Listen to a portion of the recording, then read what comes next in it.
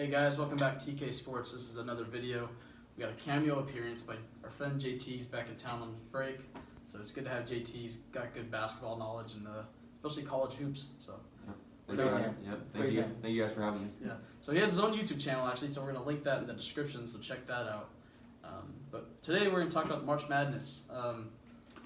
It's the time of March, and basketball is at its peak for college basketball, just because March Madness, whenever I think of it, I just think of upsets and crazy endings and stuff like that. So, but we are deep in March Madness now. We're almost at the Final Four. We are at the Final Four, yeah. But we just finished the Elite Eight games. And so we're going to talk a little bit about that, recap, and preview who we think is going to win the whole thing. So, Kansas-Duke, if you guys didn't watch that game, you guys really missed out on a great game because that was a crazy ending. It was the craziest game out of all the Elite Eight games. Definitely. Just the way it ended, it almost seemed like Kansas wasn't going to win it, and then they hit a big three to come tie it at the end of regulation. And Grayson Allen misses a good look, but great defense by Kansas, and he misses it, just rattled in and out. It looked like it could have went in a couple times. So that was a crazy ending. But out of that game, do you think Kansas won that game, or Duke really lost that game, just the way it ended? I think Duke lost it more than Kansas won it. I think they were in control most of the game, and then they also got the look they wanted with Grayson Allen at the end of the game. And then going into overtime, obviously Kansas had the upper hand, and then when Wendell Carter Jr. Fouled out, I think that just took the momentum away from them. To Duke point. Yeah. What do you think, Tyler? Yeah, I think Kansas won that game. I mean, like you guys mentioned, they hit that big three to tie it. And then, Newman put up 32 points. Yeah. I think the only way that you could really argue that they lost that game was with Allen missing the three, I mean, it came down to a one-shot game, and in those kinds of games, one thing can obviously tilt, who wins, if he makes that shot, then they win. So I understand the argument, but I think Kansas won it more than they lost. No, you're talking about the driving jump shot, right? Yeah. Okay, yeah. Yeah, but that shot was crazy because when I watched it live, I was like, oh, they'll win it, and then it was like, in and out. So it was kind of crazy the way it ended. But Grayson Allen, it's some debate. Should he have taken that last shot, or should Marvin Bagley taken that last shot? But I kind of side both with you guys. I don't think Kansas lost the game or won the game, and I don't think Duke lost it really. I think just a culmination of things led Kansas to winning that game. Azubuike fouling out the end of that game really hurt him, but they were able to overcome it. Yeah. They hit that three to tie it, like you said. And then in overtime, it just seemed like they just snatched momentum from Duke right away. And really, Grayson Allen missing that shot, it's not really on him. He had a good look. Yeah. Just in and out. It's basketball. It happens. Yeah. So it's not really a bad shot from Grayson. Just that's the way it works. And it sucks for Duke, but great for Kansas. They move on to the Final Four. It's just the way it works. But the debate was, did Grayson Allen deserve to take that last shot, or do you think maybe Bagley should have taken it? You want to take this one, Tyler? Yeah, I think that he definitely should have taken the shot. It's his senior year, and like you guys have mentioned, I think we've all mentioned it now. The look was good. When you're a senior, you're mentally really the leader of that team, and it's a good look. You're gonna take the shot. I know that we were mentioning earlier when we were talking about this video. We don't know if that was the play for him to take the shot. So yeah. I think with all intents and purposes, us not knowing what their game plan was, I think he should have taken the shot. Yeah, I agree. We don't know the play call that was drawn up. Obviously, we know that Marvin Bagley is the best player on that team, so people were arguing that he should have gotten the ball, or he should have demanded for the ball, being the best player. But I can't disagree with the fact that Grayson Allen took that shot because he did have a good look, and he is the leader of the team. He's the captain. He's the only senior on the team, and yeah, he had a good look. I think a couple things you guys are missing. At the end of that game, Duke didn't call a timeout. I don't think they really had a play drawn up. That's right. I noticed that they had 2 timeouts, and they could have taken one. Coach K decided not to use a timeout. It's like, go win it, guys. You guys, this is your game. Players, coaches can coach wins, but players have to go win the games. And so Grayson felt like, hey, this is my shot. Bagley struggled during that game, and a lot of people said, "Oh, give it to Bagley." Well, Grayson had it going, and he had a good look. He just went in and out. Like I said, it's basketball. It happens. But I thought it was interesting. Coach K decided not to use a timeout there. That was pretty interesting. But regardless, Kansas moves on. It was a great game from them. I thought that was probably the best game really maybe the whole March Madness. I mean, there's been some really good ones, but to me, just high-level basketball there. So it was really good, especially in the Elite Eight. So, but moving on, Kansas wins that game. They go to the Final Four. Villanova, Texas Tech, which was interesting about that game. Villanova had the largest deficit in the whole tournament in that game. I think they were down 9-1 to start. The largest deficit, down by 8 in the whole tournament. They come back and win by double digits. That's how good Villanova is. They come back and win by double digits after being down 8, which is their largest deficit. I mean, that's insane. Yeah. So Villanova's deep and really good. They beat Texas Tech. Michigan played Florida State. I know we're both Michigan fans, so we're excited to see Michigan hold on, barely hold on. They started missing free throws and almost choked it. Their starting point guard, I didn't know this. They showed it in the last game. Their starting point guard, his free throw percentage on the season is at like 50%. Wow. So yeah, that's scary. Not your greatest thing when your starting ball handler shoots a 50% free throw shooter. That's about my 2K average. That's a good field goal percentage, 50%. Free throw. Not exactly. Kansas State, Loyola Chicago. We all know about the Cinderella team, Loyola Chicago. They move on, actually beat Kansas State. And some say they haven't really played any good competition yet, but you can only play who's in front of you. So your Final Four, Kansas, Villanova is the first game, or I don't know what times were, who plays first, who plays second, but that's one I've written down first. So Kansas, Villanova, and then Michigan, Loyola Chicago. I think both those are really good matchups. But out of the 3 remaining teams, who do you think has the best chance of beating Villanova? I think Kansas. I think Michigan. As a Michigan fan, we know they can beat Villanova, but I think Kansas has the best chance of beating Villanova. They have Azubuike, who's like 7 foot, 280 pounds in the middle, and he dominated the two 6'11" guys from Duke. NBA ready guys. Yeah. And then. Yeah, they can shoot too as well, and they can push the ball. They play defense, so they have a good chance of beating Villanova. Definitely. What do you think, Tyler? Yeah, I have to go with Michigan. In my opinion, they have the best defense left in the tournament. And at the college level, I always like to go with the best defense. It's not like the NBA where they can still make shots. When they're double covered and stuff like that. You're not technically dealing with the best shooters in the world. So I really like defenses a little bit more than the offensive players. When it comes to these college level, tournaments and stuff. And, you have to look back at last game. They forced 15 turnovers against Florida State to win that game. If anybody's going to beat Villanova, it's going to be the better defense. The Wolverines. Yeah. So, I think the best chance to beat Villanova is in this game, Kansas and Villanova. I think Kansas has the best chance because of the big guy down low. I think they're coming off a high win off Duke. A lot of momentum. So I think Kansas is the best chance, but I think also the 3-and-D team of Michigan, they can shoot it, they can defend it. And so if they can clamp down on Villanova, I don't see why not they couldn't beat them. I mean, really, it's a Final Four. Anyone can beat anyone. Yeah. Sorry to be cliche, but it's true. Anyone can beat anyone. But yeah, I'd have to go with Kansas. I think whoever wins this Kansas-Villanova game essentially wins the national championship. So, but what do you think about Loyola Chicago? Let's talk a little bit about them. We know about Sister Jean, the whole nice story of them being an 11 seed now in the Final Four. It's kind of nuts.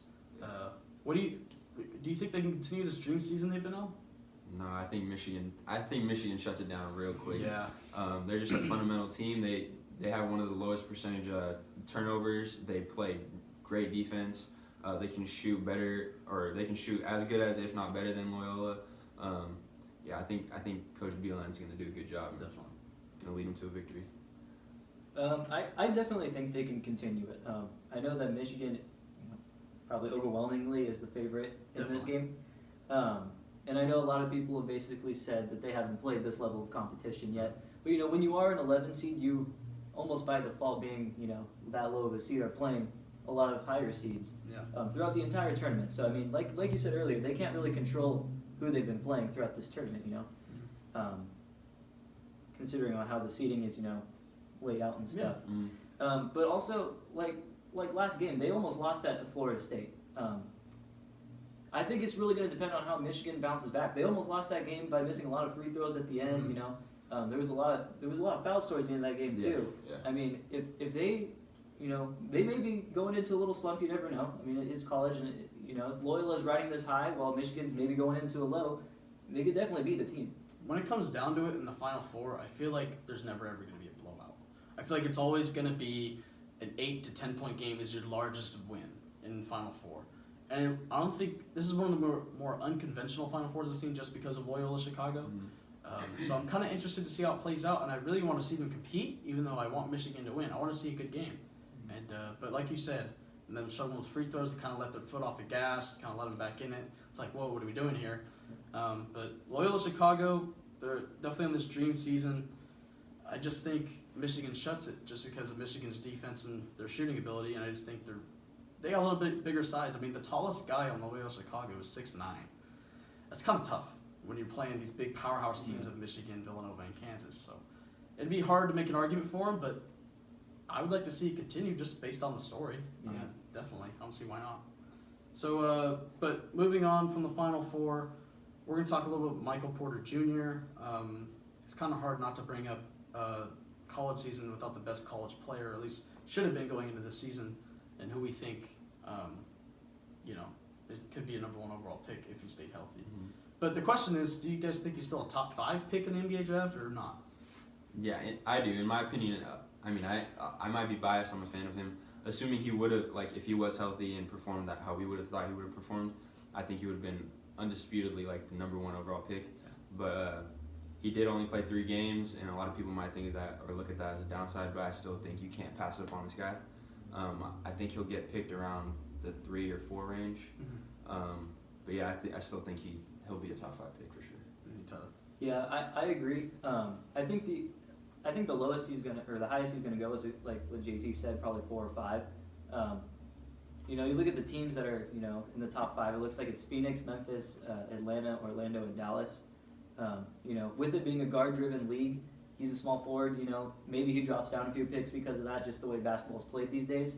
But I still think just the talent-wise, he's definitely a top 5 talent. It's just going to depend on how he's bouncing back from this injury, and we can only know so much as fans as to where like people who are out there scouting him see a lot more than us. So I think it's really going to depend on what the scouts are seeing, in my opinion. Okay, I think whenever a guy draws comparisons to Kevin Durant, it's hard not to say he's a special talent, and I don't think we're all disputing that he's not. It's just when you're coming off a bad back injury. I know Steve Kerr, he's had the terrible back injury, and he's still recovering for it. And he even said himself, "Don't ever get back surgery because it'll mess you up." So, and it's just comforting and discouraging for me. A guy like Michael Porter Jr. is such a great talent. I would hate to see him not get picked in the top 5 when he obviously deserves it. Yeah.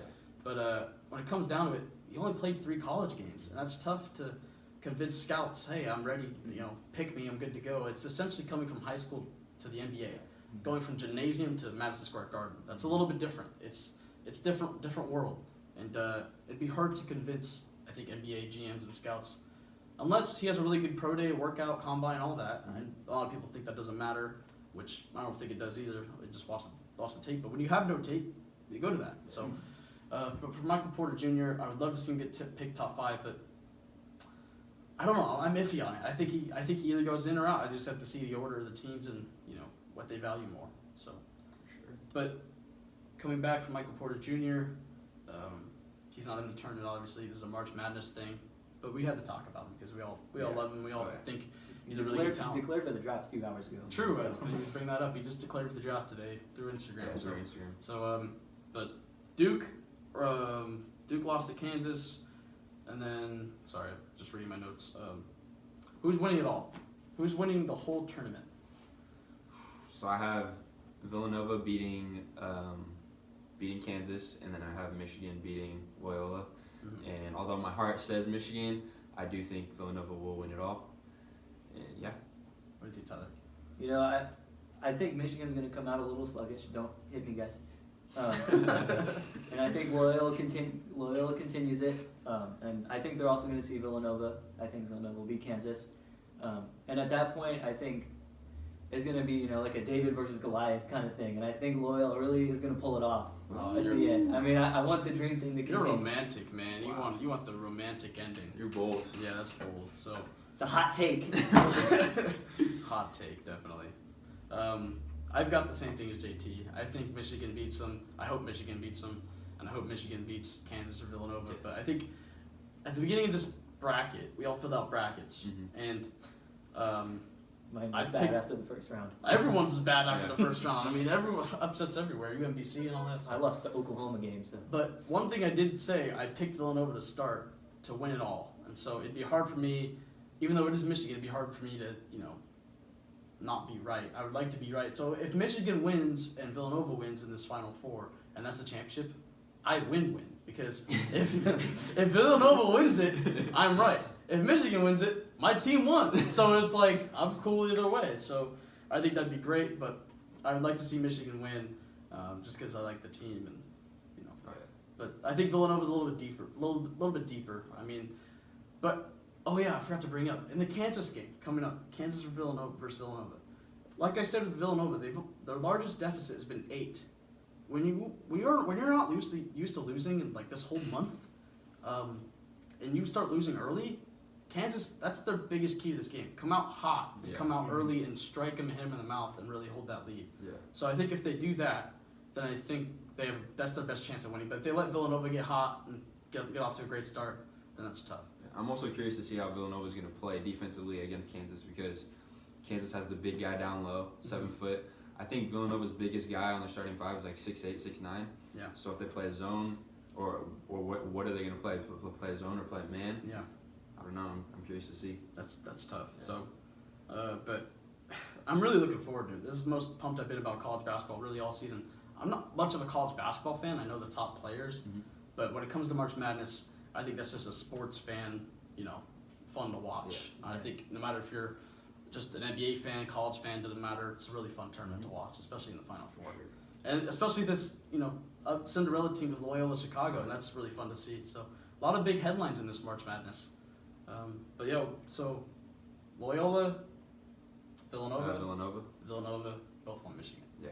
So that's who we got. So I think that'll just about do it. Like I said, JT has his YouTube channel. There'll probably be on more videos. We got NFL coming up with mock drafts. Drafts right on the corner. We'll probably have that coming up this week. So see him again soon. Yeah. But his channel's in the description. Cool. Check that out and follow him on Twitter, Instagram. Yeah, thank you guys for having me. Yeah, definitely. Anytime. Yeah, so it's been fun having him back in town. So, but yeah, you guys. Oh, we're doing a podcast, by the way. All the audio from our videos that we do is on a podcast. And since we just created this podcast, we're going to be doing like separate videos, like me and Tyler, maybe just by ourselves, maybe together. That's not a video. So if you guys want to check that out, our podcast is the same as our name on YouTube. Just type in TK Sports, no space, just TK Sports all together. You'll see it on iTunes. Trying to get it on Spotify soon. That's still in the work in progress. Send the email out to the guy, right? Yeah, yet to get back, but it's on iTunes. So all your iTunes people, check out our podcast. If you guys don't want to watch videos, we get it. We have long videos, almost 20-minute videos, so it's hard to do. But so check us out there. Follow us on social media, TK Sports, all that. So for TK Sports, he's Tyler. I'm Kobe. JT, we'll see you soon, and we'll see you next time.